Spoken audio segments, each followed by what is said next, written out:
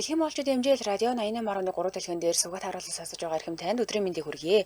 Улаанбаатар хотод 14 цаг 13 минут болсон байна. Радиогийн 2 дугаар студиэс хөтлөгч Мөгийн хөтлөгч цэцэг найруулагч од эрдэнээр нөгөө тал нэвтрүүлгийг хүргэх гэж байна. Мөгийн өдрийн мэнд. За өдрийн мэнд. Баярлалаа. За нэвтрүүлгийн хамтран ажиллагчаар дэлхийд гарах гарц гис үрэтэйгээр олон улсын Улаанбаатарын их сургууль хамтран ажиллана. За мөн кафе Паскучи хамтран ажиллана. За ингээд нөгөө тал нэвтрүүлэг 7 хоног болгоны лав гарагт түүхэн хаатын тухай ярьж байгаа. За бид эхлээд орчин цагийн хааттай улсуудын тухай ярьж байгаад одоо бол түүхэнд байсан хамгийн итгээд сонин хачин амар хаатын тухай ярьж байгаа. Тэгээ ер нь бол энэ хүн төрөлхтний түүх чинь ямар амар аимшигтай хаатыг туулж ирсэн юм бэ? Яаж тэр амар хаатын доор байгаагүй юм? Аимшигтай юм. Над чиг дайлжгансан юм бол хамгийн төрөлөөр цааслуулна. Яа өстө. Яаж ийм цаг үе төрсөн бурхан минь. За өнөөдөр бид нэр өс сонзонгоос болж галзуурсан хааны тухай ярина. Тэ амар өсөрхгүй хонзогноор. Тэ үнэхээр. Гэтэ ганц энэ хаан ч биш яхаа. Ер нь хаад ихэнхтэй тэгдэг даа. Тий, тэгээд бүр цэвэрлэгээ гэж ярьдаг. Тэ ордын цэвэрлэгээ. Бүр удам судраар нь ингээд бүр ямар ч хамааралгүй одоо буруугүй хүүхэд нялх хүүхэд мөхтдээ ингээд бүтэн удам судраар нь хүйс тэмтэрдэг байсан. Энэ хаадын амар түүх байна. Тэгэнгүүт өнөөдөр энэ хаан болохоор за Чосон гүрний хаан Ёнсангу гэж ийм хаан байжээ. За Чосон гэхээр ойлгож байгаа одоогийн Солонгос улс. Тэгээ бид нар бол ер нь Солонгосын түүхийг киногоор аягүй сайн мэдсэн. Тэгээ Чосон, Пэгжэ, Шила гэдэг улсууд байсан гэл. За өнөөгийн Солонгос. За өмнө нь болохоор Чосон гэж Жэгээ дууддаг байж байгаа. Одоо бол аман ярианд Чосон гэж дууддаг болсон гин. За Чосон гэхээр манайхан кино үзээр байгаа Чосон ер нь цэвэрсэн бэ. За энэ Чосон гүрний судар бичгүүдэд тэмдэглэгдэн үлдсэн Ёнсангу гэж Солонгосын түүхэнд хамгийн харгис маш итгээд их тийм гаж тэгээд муу нэртэй хаадын нэг байд юм байна. Энэ Ёнсангу гэж хааны тухай ярина. Тэгсэн энэ Ёнсангуны тухай олон кино эд ингэ зөндөө олон кино байгаа. За бүр явж байгаа насан туршидтын кинонууд ч гэсэндээ байгаа. Миний үзсэн тэгвэл нэг 18 минут кино энд айгуул энэ хааны тухай да. Яах гал юм кино үзээ. Яхаар үзсэн байх юм. Насан туршид яхаараа үзэж болтгүй юм чинь. Насан туршидтын кино өнөхөр ч ер нь цэвэрхэн царайсан юм зүгээр. Буруугаар энэ хөр байна л гэж ойлгож олно шүү дээ. Энэ үнийг ер нь амар эс юм билээ. Нэлээд зартай завхаа. Тэгээд за сүүлийн үед хийгдсэн кинонууд нь гэх юм бол Чосоны Ёнсангу, Хаан Салуутай 2 гэх мэтчлийн түүхэн кинонууд бас байдیں۔ Гинэ. Энэ хүний тухай. За Ёнсангу яг яасан юм бэ гэд үлгэрээ хэдүүлээ эхлэе л да. 1476 онд төрсөн. Чосон улсын 9-р хаан Сожон хааны хүү юм байна. Зүв байна. Юу вэ? Ушанзогоос олж галзуурсан хаан гэд энэ ч нэг мингтэй. Тий баруун нүднийхээ хажууд ийм том мингтэй үдсэн кино мөн байна. За. Тэгвэл амьдралыг нь мөг хурд нүргүүлэх нэ. Тэр киног би үзсэн юм аа. 18 нэмэхээс нь болоо үзсэн. За, Чосон улсын 9-р хаан Сожоны хүү те. За тэгвэл ээж нь хийн гэхэлэр юун гэдэг юм хатан байсан юм байна. За. Тэгээд түүний ээж юун хатан 1455 онд төрсөн гоо үзэсгэлэнтэй цэцэн сэлмэг хэл яриагаар алдартай ийм байсан. Ийм үнэхээр үзэсгэлэнтэй байсан учраас хааны анхаарал өртөөд. За. Тэгээ Сожон хааны баг хатан болж байна. За тэгэнгүүтээ энэ юун хатан 21 настайдаа Сожон хааны Сонжон. Тийм Сонжон хааны угсаа залгамжлах хүү Ёнсаныг төрүүлж өгсөн юм байна. 21 настайдаа. За тэгсэн чинь хаан бүр үнднэстэй хязгааргүй баярлаад бүр ингээд их хатан болгоцсон байгаа байхгүй юу? Уг нь бол энэ баг хатан байсан. Тэгээ хүү төрүүлж өгсөнд нь баярлаад их хатан болгоцсон. За ингээд төрийн их хатан болчихж байгаа байхгүй юу шууд? За тэгсэн чинь төрийн их хатан болсон чинь энд нь 2 хүн маш дургүй байсан. За хин 2 дургүй байсан гэхэлэр мэдээж хааны өмнөх хатан дургүй байна. Их хатан байсан. Тийм шүү дээ. Хатан байсан хүн чинь өөр хүнийг их хатан болгочоор дургүй шүү дээ. За 2 дугаар дургүй байсан нь болохоор хатан ээж юм байна. Хааны ээж. Хааны ээж гэсэн үг. За энэ 2 айгуу дургу. Тэгээ ялангуяа хааныг дуудаж загнадаг ч юм уу, зэмлэх гэх мэтчлийн ингээд ийм зэмлэх хэрэгтэйгээрээ цор ганц ер нь бол ээж л хүүгээ зэмлэн штэ хааны ч өөр хин зэмлэх үстэй. Тийм тэгэхээр төрсөн ээж нь ялангуяа айгуух зэмлдэг байсан гинэ. Тэгээ юун хатны хадам ээж буюу одоо энэ нөгөө нэг хааны ээжийг инсүү хатан гинэ.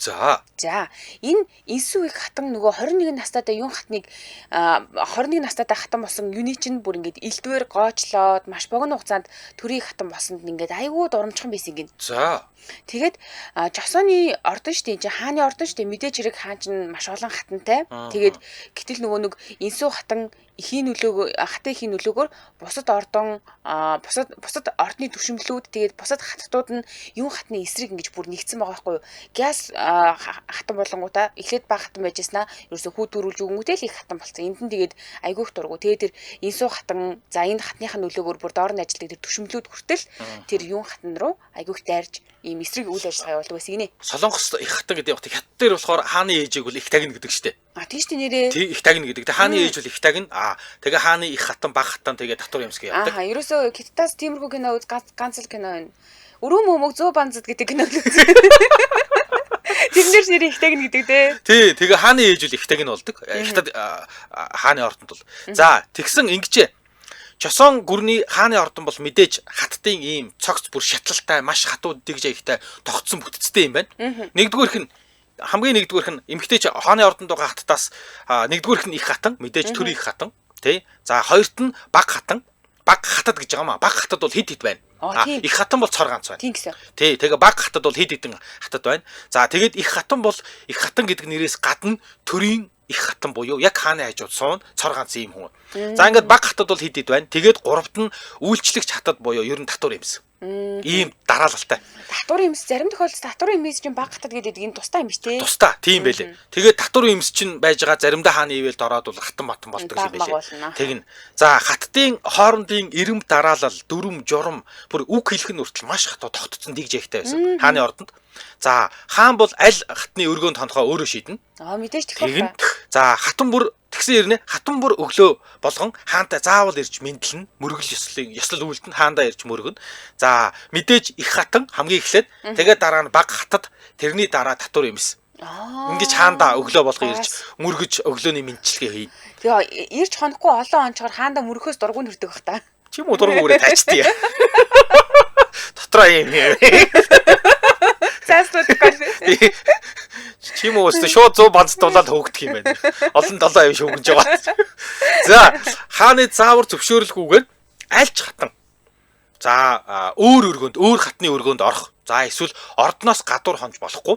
Заавал хаан зөвшөөрүүлэл тэгж болно. За хатны өдөр хоногийн байршил үйлдэлүүд нь өөрчлөгдөхгүй. Тий. За тэгсэн. Хоёул хамтран ажиллагчтай танилцуулаад өргөжлүүлье. За хамтран ажиллагчаар дэлхийд гарах гарц гисүүрээтэй олон улсын Улаанбаатарын их сургууль хамтран ажиллаж байгаа. За олон улсын Улаанбаатарын их сургууль юу яаж байгаа? Монгол улсын эхний 20-д эрэмблэгддэг сургуулийн 13 дахь чагсдаг юм байна. Тэгэхээр Монгол улсын шилдэг 20 сургуулийн 13 дахь гэсэн үг сургалтын чанараараа. За 4 дахь удаага магадлан итгэмжлэгдсэн. 2024 онд 10 жилээр магадлан итгэмжлэгдсэн ийм сургууль. Тэгээд 6 дугаар сарын 23-наас эхлээд хичээлийнхээ 1-р байранд элсэгчтэй бүртгэж эхэлж байгаа. За онлайнаар элсэлт цэг IUU цэг edu цэг имэн гэдэг сайтаар орж онлайнаар бас та бүртгүүлж болно. За тэгээд энэ сургуулиудын давуу тал юу вэ гэдгсэн чинь ер нь бол Монгол улсад хамгийн их тэтгэлэгтэй их сургууль гэж явдаг. За 2025-аас 2026 руу 2024-өөс 25 тий 24-өөс 25 тий 24-өөс 25 оны хичээлийн жилд шинэ элсэгчдэд зориулаад тэтгэлэг нь одоо заарлаа. Одоо яг өнөөдөр элсэлтийн ерхий шалгалт эхэлж штэ тий 25-аас 26 штэ. Тий 25 оны 9 сард ороод 26 оны 6-аас төгссөн. Тий 25-аас 26. Тэгэхээр энэ хичээлийн жилд зориулсан тэтгэлэг нь за та элсэлтийн ерхий шалгалтын дээр 500-аас 599 оноо авах юм бол 40% тэтгэлэгтэй суралцнаа. 600-аас 649 оноотой элсэгч байх юм бол 50% тэтгэлэгтэй сураад 650-аас 699 оноотой элсэгч байх юм бол 70% тэтгэлэгтэй сураад за 700-аас дээш оноотой элсэгч бол олон улсын Улаанбаатарын сургуульд орё гэх юм бол бүр 100% үн төлбөргүй 100% тэтгэлгээр сурна. За бүх мэргэжлийн оюутнууд Солонгос англи хэлийг чөлөөтэй эзэмшиж төгсөх боломжтой. Яагаад гэвэл гадаад багш нар олонтой. Дээрээс нь 2 жилийг Монголд, 2 жилийг Солонгост сураад ингээд Монгол Солонгос хос дипломтой төгснө. Ялангуяа совилхон сургууль гэж байгаа юм. За сүүлийн үед совилхон сургууль манайхан бол одоо совилгч баг эмч гэж хэлдэг тий. Энэ совилхон сургууль бол Солонгос болон Германд хүлээн зөвшөөрөгдөж ажиллаж болно. Энд ингээд совилхон сургуулийг төгсөх юм бол тэгээ Солонгост ингээд нөгөө лицензийг шалгалтыг өгөөл тэгэл яг үндсэн мэрэгчлэрээ буюу совилхон ажиллаараа Солонгост ажиллаж болно. Бүр Германд ажиллаж болно. Гоё юм тий. Ер нь бол одоо нөгөө элсэлтийн ерхий шалгалтаа өгөөл мэрэгчлээ сонгож гинэ ямар нэгэн сургууль сурна гэдэг чинь бүр ирээдүй насан туршдаа яаж амьдрахаа шийдэж гин гэсэн үг шүү дээ тий. Тэг яг ийм Монголдо 2 хөтөлбөртэй гадаадаа 2 жилийн хөтөлбөртэй бол хүүхдүүдийг би бүр яг үнэхээр ингэж сураасаа гэж боддог. Яагаад гэхээр гадагшаа яваад үзсэн шал өрөөдөг шүү дээ. Ер нь бол тий юуны амжиргааны хувьд ч гэсэндээ өөрийнхөө бие даах юуны хувьд ч гэсэндээ тий бие даасан байдлын хувьд ч гэсэн. За тэгэхээр сургуулийн чанараараа эхний 8-д ирэмблэгдэж байгаа Монгол улсын эхний 20-д ирэмблэгдэх сургуулийн 13-т. За энэ тустай ойлголт юм билээ. Сургуулийн чанараараа эхний 8-д гэдэг нь үнэхээр онцлог. За тэгээд 4-р худаага магадлан итгэмжлэгдсэн ийм сургууль байгаа. Эсэлтийн талаарх дэлгэрэнгүй мэдээллийг бид нар Facebook-ээс олон улсын Улаанбаатарын их сургууль гэдэг хайх юм бол аль биесны хуудсанд гарч ирээд мэдээлэл авах боломжтой. Хайхдаа кириллээрээ хайшгүй сайхан. За яг төв байр нь бол бидний мэддэг 13 дугаар бол Сандэ Плазагийн яг баруун талд тий баруун гар талд нь олон улсын Улаанбаатар их сургууль төв байран дээр илсэлтээ авж байгаа. АЮУ цэг идүү цэгийн мэн гэсэн вебсайтад хандаж болно. За эсвэл 89 47 20 26 гэсэн дугаараар холбогдоорой. Харин суурь үзэх юм бол 46 20 26 гэсэн дугаар байна. За баярлалаа. Манай нэвтрүүлэгтээ дэлхийд гарах гарц гэсэн уриатаагаар олон улсын Улаанбаатар их сургууль хамтран ажиллаа. За бид өнөөдөр түүхэнд сонзонгороо алдартай маш хонзогноор харгас ийм чусон гүрний хааны тухай ярьж байгаа. Энэ бол Янсангу. Хамуу юм болохоор нэрийг аягүй хурдан хэлж Янсангу гэдэг хаан. За юу яасан? Одоо чи юм байна.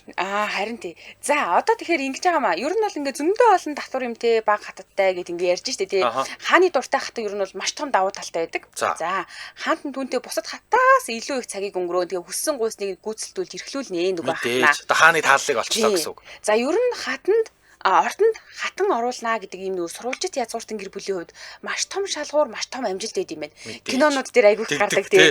Тий. Бүр нөгөө нэг яг юуныхаа үйл мүйлийнхаа дүү мөг оруулж гал бүр ингээ багаас нь бэлдээл тий. За хатан бүрийн ард тэдгэр хатантай цусан төрлийн холбоотой сайд төшмөл байгаа гэж ойлгож болно. Яг ийм учраас хатан болох өөрөө асар их нууц талд өрсөлдөөн байдаг, атаажтай явагдаж идэг, хардалт бохир тэмцэл. Энэ ерөөсөө аимшигтэй байна. Энийг бол кинонд янз үзүүлж байгаа. Нэг хордоолаа боо юм болно гэж. За хаттын хоорондын дал тэмцлээс болоод нэг хордуулах оролцоо гарна. Тиймээс хатан бүр ордны отчид хандж ийж хоол хүсээ шалгуулж ийж иддэг. Тэгвэл хоолнд нь хор ийж байна. За тэгээд шалгуулаа сорил тавиулах ийм шаардлагатай байдаг гинэ. За хэрвээ хордуулах тохиолдол илэрчих юм бол тэрэнд нь маш хатуу шийдгэлтэй маш их дарамт ирдэг гэсэн. За юм хатанд ч бас айдас байсан гэж. За бусад хатад хүү гаргавал тэдгээр хаттын талыг дэмждэг төшөмдийн бүлэглэлүүд түүний хүүг түүний хүү болох тэр Янсангу гэдэг энэ хаан ирээдүйн хаан болох тэр хүүг хороогод өөрсдийнхөө хүүхдийг хаан болгох боломжтой. Тэгэхээр хэдийгээр 21 наснда хамгийн хүү төрүүлээд ингээд хааны тааллыг олоо шууд баг хатан байжгаад баг хаттын нэг үйжгаад төрийн их хатан болцсон энэ юм хатан ч гэсэн санаа 50 байгаагүй. Хэдийгээр Янсангу гэдэг хүүгээ төрүүлсэн ч гэсэн. За ингээд хаттын хоорондын өрсөлдөө нууц тэмцэл атаачтай бол явсан. Тэгээд юм хатан ч гэсэн өөрөө ер нь бол азаарч гэх юм уу дорхоноос жирэмсэн болохдоо хаан анхныхын төрөлт нь хүү байж таарад. За ингээд үнэхээр азтайч гэдэг юм уу шууд ийм тохиолдлоор их хатан болцсон. Тэгээд ер нь бол өөрөө ч гэсэн одоо энэ байр сууриа бэхжүүлэх гэж нөхөр бол өөрөө ч бас зүгээр байгаагүй. Янсангу хатны ээж хааны ханхүүгийн ээж нь. Тиймээс юм хатныг одоо юу гэдэг хааныг өөр бусдад анхаарал хандуулахад хаан ингээд өөр хатад одоо баг хатад ч гэдэг юм ингээд хаттын өргөө гэрээр яваад ингээд анхаарал хандуулахад одоо төрийн их хатан болцсон юм хатан ч гэсэн өөрөө дургүй байсан. Хааныхаа хармалдаг, булаацалтдаг байсан. Тэгээ харддаг, хармалдаг. Тэгээд ирэнгуут хаандаа юм хийж чадахгүй учраас одоо юу гэдэг хаан нь ингээд таалаад байгаа өөрөөс нь одоо төрийн их хатныг тоохгүй ингээд өөр залуу одоо юу гэдэг баг хатан дээр ч юм бол тэр баг хатныг дэгэлдэг. Өдөж хоргоодог тэрийг дарамталдаг байсан. Төрийн их хатан учраас ингэдэг байсан. Тэгсэн нэг удаа юм хатан Сонжон хааныг Жонхён гэдэг ийм хатантай хитрхи ойр байна. Тэр хатантай хардаад за тэгээд ер нь энэ Жонхён гэдэг хатныг хитрхи хаантай ойрхон байна. Ер нь хаан их одоо халамжлаад байна гэж мэдээд ингээд бухимдаад амар хардсан байгаа. Тэгээд яг ингээд тэр үеэр нь хаан ч гэсэн өөрөө их хатныхаа юм хатныхаа өргөөнд ер нь ирэхгүй. Тэгэл өөр одоо баг хатад маттайхаа ингээд өргөөгөр яваад ис хоноод яваадсан. Айгу тэмцэлтэй хатан байж тий. Тэхгүй яа дээр чи чам дээр нөхөрч ирэхгүй байгаа даа яах вэ? Энэ одоо нэг сэрсэр хөлөө хатан байна да. Чиний нөхөр чи ингээ өөр хөөхнүүтэй яваад ис нүдэн дээр чи. Чи ч гэсэн боож өгөх нь үсттэй. Энд чинь бүсгүй үний тавилан гэдэг байж байна. Тийм ээ. Яг чи үстэр боож ургана гэдэг чинь секси чи боож өгөхгүй байж байгаа шүү дээ. За ингээд юу байсан? Юм төрийн их хатан учраас хангалттай их мэдлэлтэй. Тэгээд нөгөө нэг хааны тааллыг олоод байгаа хаттыг дэгэлж эхэлсэн, дээрлэгсэн. За ингэн гут энийг нь хаа мэдээд Тэгээд хаан мэдээд гисэн ба. За чи ингээд миний таалаад байгаа бусад хэдийгээр төрийн их хатан ч гэсэн бусад миний очоод байгаа хаттыг юу яахгүй шүү. Оролдож янз бүр болохгүй шүү. Би чамд санууллаа шүү. Тэ бити ингээрээ гэж хаан сануулсан юм байна. Тэгсэн чинь хаанд уурлаад хааны нүрийг самартсан гинэ. Яана. Арти. Энэ ямар амар юм. Зоригтой ч хатан байж одоо төрийн айгу ирэх байсан юм уу та? Мэдхгүй. Зүгээр хааныхаа нүрийг самартсан гин түүхэн дээр бичсэн. Хүүрээ баларлаа шүү. Тий. За ингээд хаан нүүрэндээ хомсдон сэрвтэй болсон. За юм тэгээ ер нь бол ингээд юм хатан бараг л өөрөө цаазынхаа айлаг уншчлаа гэсэн үг л дээ. Харин тийм байна. Ийм болсон юм байна. За тэгсэн чи ингэсэн гинэ. Сонжоо хаан түүнийг уучаасан. Юм хэлээг өнгөрцөн. Тийм амар хайртай байсан юм шиг байна. Тэгээ гэвч хааны нөгөө нэг ээж инсүү хатан байгаа штэ. Тэр чинь ерөөсөө хатан ихийн нүдэнд тэр муу юу хатан яг юу юм бэ? Хүүгийн самарддаг те. Хааны маждаг хийм бэ? Бүр за ингээд нөгөө нэг инсүү хатны чи бүрстэ хамаг уур хилэнгийн бадраач байгаа байхгүй. За хатан их энэ овлоггүй хатныг шийтгэх ёстой гэж хааныг ятгах загнахын хооронд ингээд айгүй шахалт дарамт үзүүлж эхэлж байгаа юм л дээ. За тэгсэн чинь ядчихт энэ хооронд нөгөө жонхын хатан хордлогод орчиж. Нөгөө нэг сүүлийн үед нөгөө нэг хаантаа нэг айгүй учиртай яваад байгаа. Тий. Тэрний хордлогод орцсон. За тэгээд түүнийг юун хатан хордуулсан гэж хуульч төшмөс шийдгэлсэн юм байна л та. Төрийн хатан хордуулчлаа. Хардаад. Тий. Их хатан хордуулчлаа гэж ингээд сэжгэлсэн. За тэгсэн чинь энийг юу хатан харсан сэтгэлээр хийсэн байхаа гэд ер нь бол ингээд ордноор ингээд ховж тараад ингэж шүү. За ер нь бол юу хатан хор өгсөн нь нотлогдоогүй. Түшмэд инсүү хатан ихийн заавраар ийм мэдүүлэг өгөөд юу хатанд тогсон хэрэг. Ингэж үздэг юм байна. За кинод жааш хэл явж байна дөө. Харин кино. Одоо өөрөөр хэлбэл нөгөө хааны чи ээж нь энэ хинд юун хатанд дургу болохоор ер нь бол хэрэг тогтчлоо гэсэн үг шүү дээ. За ингээд Сонжоо хаантаа эхэндээ 90 мянган хооронд гэр бүлийн хэрүүл байгаль асуудал гэдэг нөгөө нүрийн маацын хэргийг ерөөсө тоогоо өнгөрөөц юм байна л да. Нөгөө хатныг хордуулах хорлого бол та бүр маш ноцтой өндөрийг аваад хүнд гэмт хэрэг учраас аргагүй төн шүүх хурал хийжээ. За хааны ордон дотор хааны хатанд хор өгч алхахыг завдна гэдэг угаасаа цаазын ялтай маш том гэмт хэрэг байгаа. За мэдээж. Тэгсэн нөгөө нэг гэмт хэрэгтэн нь хитэл төрийн их хатан байгаад байдаг. Тиймээс Сонжоо хаан өөрөө шүүх хурлыг нь яг өөрийн гардан удирдах явуулаад эхлээд төрийн их хатнаас нь буулгасан байгаа юм хатнаа. Бүх цолыг нь хурааж аваад за ингээд зүгээр жирийн эмгтэй болж байгаа. За ингээд гутаа цаазаар авах ялгааносон. Тэгтээ хатан цолыг нь хураачихаар одоо юу гэдэг юм те. За зүгээр жирийн эмгтэй хүн болж байгаа шүү дээ. Тэгэн гут юу байсан? Сонжоо хаан чи угсаа залгамжлах ханхүүг төрүүлсэн учраас тий чамааг одоо юу гэдэм дэ угсаа залгамжлах ханхүүгийн ээж байсан гэдэг утгаараа цус гаргалгүйгээр одоо нөхчөөё. Ясууртны ёсоор одоо нөхчөөгээд тэгээд хүчээр хор уулгаж цаазаар авч байгаа. Бурхан минь. За тухайн цаг үед юм хатан 27 настай. За Ёнсангун ханхүү буюу ирээдүйн хаан дөнгөж 7-той байсан. Ингээд ээжийг нь өөрөө ингээд цаазаар авч алчаад тэгээд ээж чинь хүнд өвчнөө учраас нас барлаа гэж хэлсэн байгаа. Ханхүүдээ хэлсэн байгаа. Тэгэж итгүүлсэн. За ингээд чи энэс хойш ээжийнхэн тухай ярьж болохгүй. Ерөөсө дуусчих болохгүй. Тэр нэрийг хэлж болохгүй. Ингээд бүдэн ингээ хоригдсон. За ингээд хааны ордонд байсан юм хатантай холбоотой бүх хөрөг одоо юу гэдэг те бүх юмыг нь гаргаж хаяад устгацсан. За ингээд энэ бүхнийг ордны бүх төшмөл бичээж тэмдэглэж авч байгаа. Протокол хөтлөөд за ингээд юм хатан ингээд хор угаад ингээд хааны зарлагаар ингээд өгцөн. Тэрийг нь бол бүгдийг бичиж авч байгаа. Тий, тэгээд хааны номоос нь хадгалж байгаа хөөе түүх. Тий.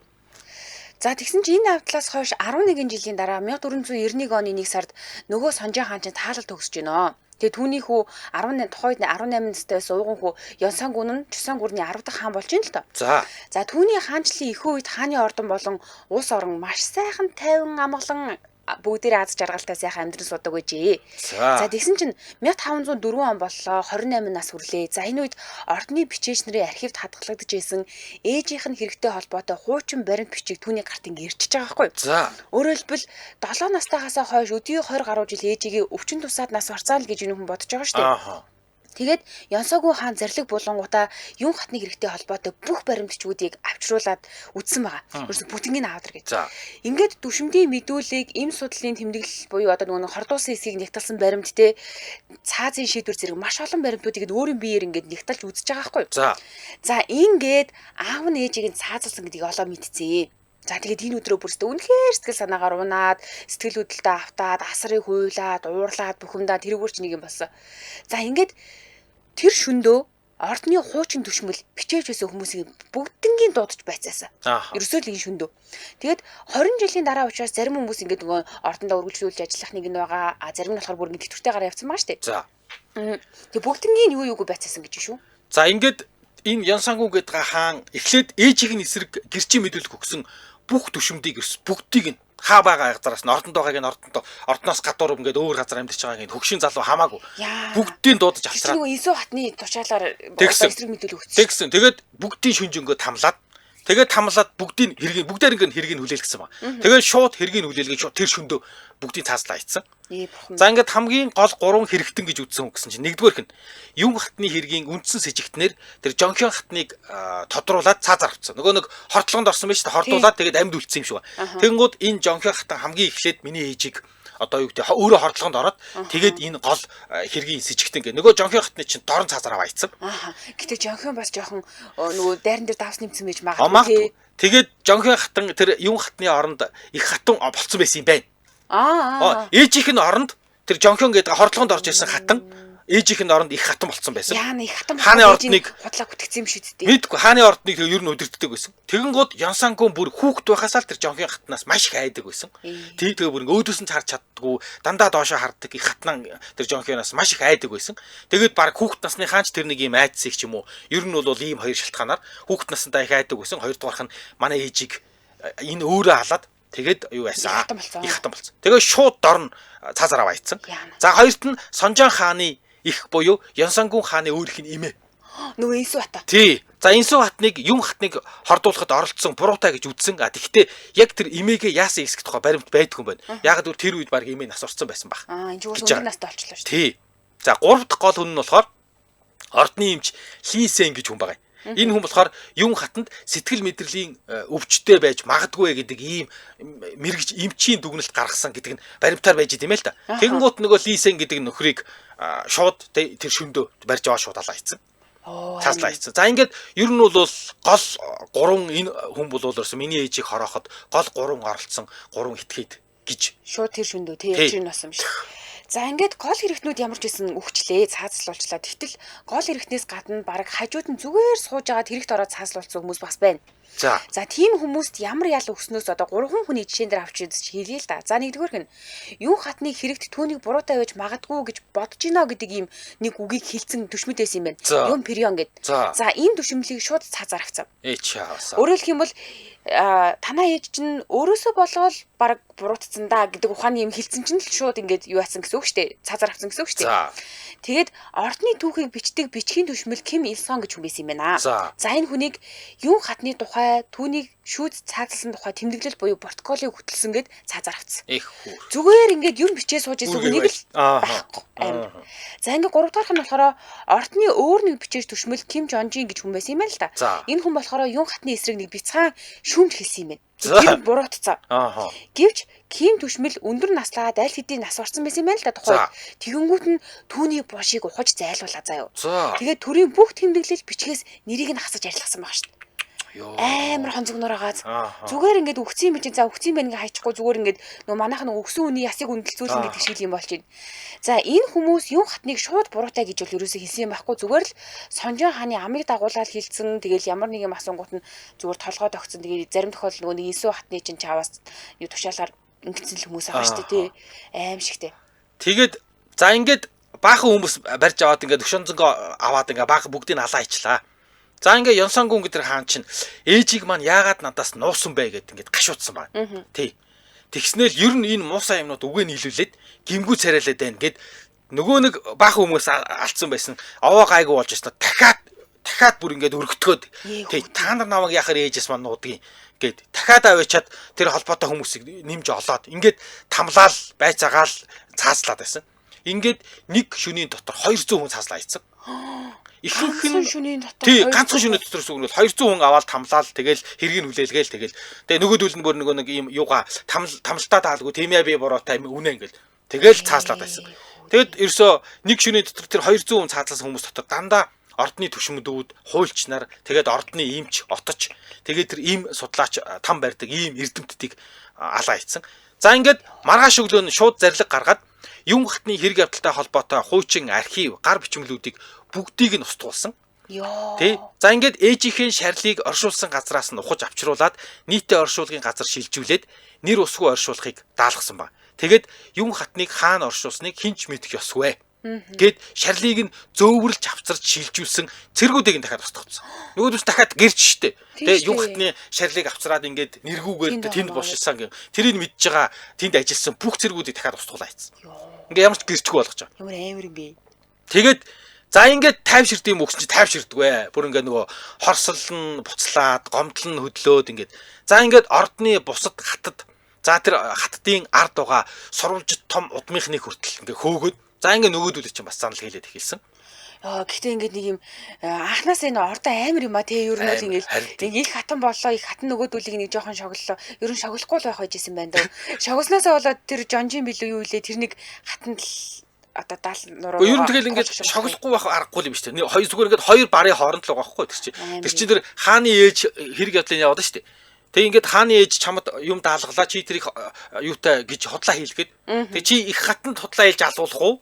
Тийм шүү дээ. Нэг арай нэг 20 30 жилийн дараа алуулах уу? Тийм л юм. Амар юм аа. За хоёулаа хамтран ажиллагчаа танилцуулаад үргэлжлүүлний Улаанбаатар хотод 14 цаг 39 минут болж байна. Хамтран ажиллагчаар Кафе Паскучи хамтран ажиллаж байна. За Кафе Паскучи брэнд 3 дахь салбараа Инканто оргил супермаркетэд нээгч байгаа. Жинхэнэ Итали кофений амтыг та яг ойроос хүртээмжтэйгээр мэдрэх ийм гоё боломжтой болж байгаа. 1883 онд Италийн Монтечеряно гэдэг ийм хотод үүсгэн байгуулагдсан юм байна. Бүгд ихэрч одоо аюулгүй олон жилийн туршлагатай юм шүү дээ. Дэлхийн 25 гаруй улсад 600 гаруй салбартаагаар үйл ажиллагаа явуулдаг гинэ. 600 салбараа. Тий, 25 улсад гэж. Тэгээ манай Монголд ороод ирсэн байна л да. За тэгэхээр Паскучи бол зөвхөн кофений газар биш ээ. Энэ бол кофений урлаг, амьдралын хэм маягийг шингээсэн юм маш гайхалтай урлагийн одоо газар гэж хэлж болно л доо. За шинэхэн хуурсан кофений анхлын үнэр бол үнэхээр гайхамшигтай хамгийн гоё үнэрүүдийн нэг. Тэ үнэхээр гоё. Тэгээд ингээд нэг юм өглөө амралтын өдрийн өглөө яг дөнгөж ингээд нэг юм нойр сэрээд тэгээд нэг тийм гоё кофений үнэр үнэртэхвэл яа хэвээр. Амьд байх чи сайхан шүү. Би бол үнэхээр кофед яг ингээд донтон шиг орж байгаа. Гоё кофе ямар ч гоё юм. За тэгсэн чи эднийх ингэж байгаа маа. За Кафе Паскучи гэдэг энэ бол кофе гардаг юм газар юм байна. Гэхдээ энэс гадна бүр тэр амттнууд нь бүр гайхалтай амттай газрууд байна лээ. Гайхалтай бүтээгүүд байлээ. За тий, энийг нь яаж мэдээд байгаа юм бэ гэдгсэн чинь за юунаас эднийхаар дайраад би өөрөө очиж амжаагүй тэгээд надаа аваад ирээрээ гэдэг захиад нэг юм жижигэн тоор тавьчулж ийсэн. Амтнаа юу гоё ийсэн. За тэрнээс гадна би яг нөгөө Facebook үйл явуулжсэн чи эдний рилийг үзсэн байхгүй нэг хоёр охин ингээд урдаараа эднийхээс гардаг ингээд бүх юм ингээд өөрч тавьчаад тэгээ ингээд идэж амталгаа хийж ингээд яваадсан байхгүй. Ёо тэр гаднаасаа харагдж байгаа нь ямар супер юм. Тэгээ тэр хоёрын идэж байгаа амталж байгаа тэр ёо айгүй гоё харагддаг юм билээ. Тэгэхээр энэ бол үнэхээр гайхалтай амттан гардаг газар гэж хэлж болно.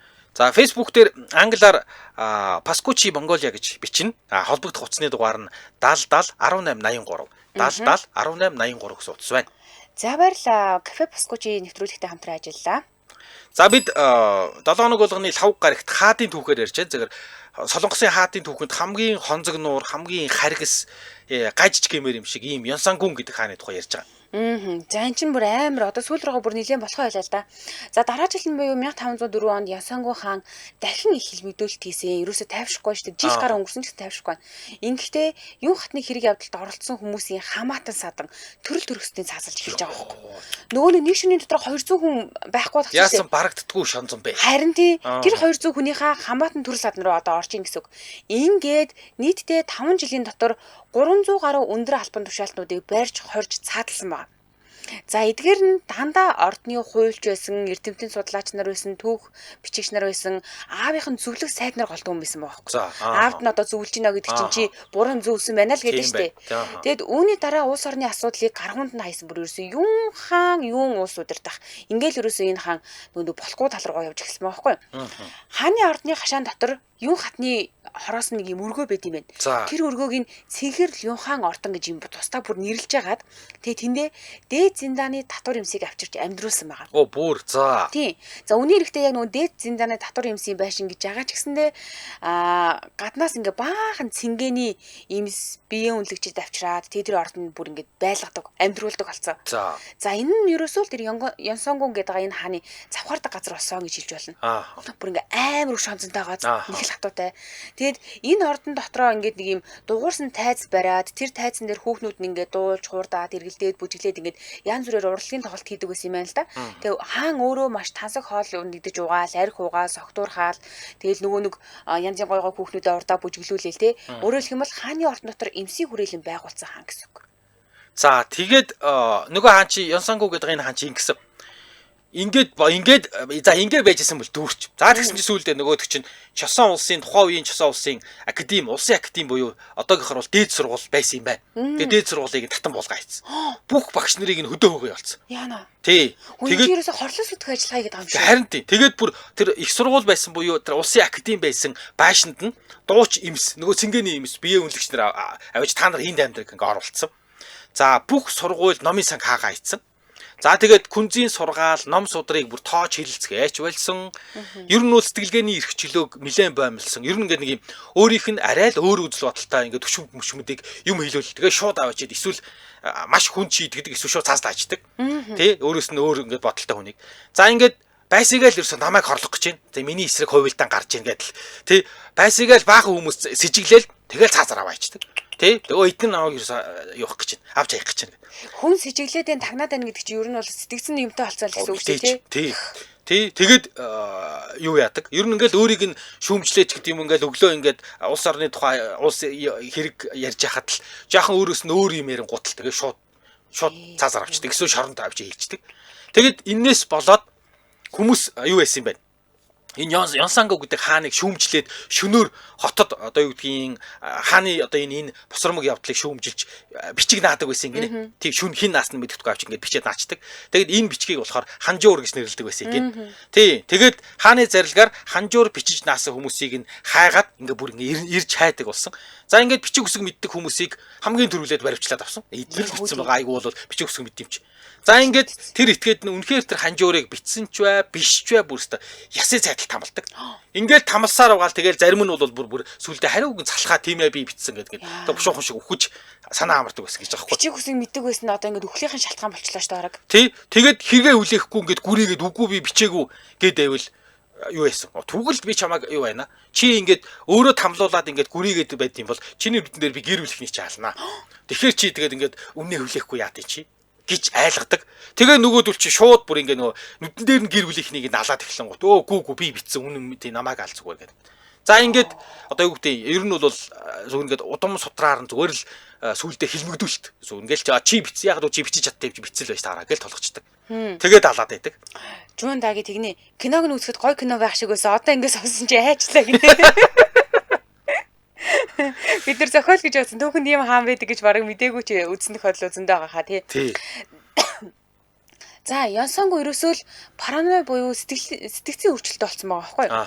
Жихнээсээ галзуурсан гэж хэлж болно. Ер нь бол за нэг талаас ээжигээ алдсан дээр гашуудал харамсал нь одоо түүний хинч биш болгоод асар их сэтгэлээр унгаад үхэнц дорой олгосон. За бүр ингээд зүүдэнд нь ээжийнхээ сүнс баян гэрдэг болсон гэж ярьдаг байсан юм байна л та.